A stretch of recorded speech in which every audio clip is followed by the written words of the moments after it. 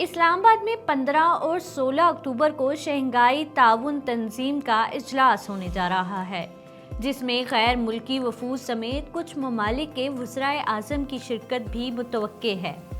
वफाकी दारुल हुकूमत इस्लामाबाद शंघाई ताउन तंजीम के इजलास के लिए तैयार है। शहर की खूबसूरती को उजागर करने के लिए इंतजामिया दिन रात काम कर रही है। कहीं रंग बिरंगे फूल तो कहीं पाकिस्तानी झंडे लहराते नजर आते हैं। शाहराए दस्तूर समेत शहर की मुख्तलिफ शाहराओं को शंघाई ताउन तंजीम के इजलास के लिए वफाकी हुकूमत की खुसूसी हदायत पर सजाया जा रहा है। बड़ी स्क्रीनें, खूबसूरत फूल और पौधों ने शहर के रंग ढंग ही बदल दिए हैं। रात के वक्त शहर में सब्ज और सफ़ेद लाइटों ने शहर को मज़ीद चार चांद लगा दिए हैं।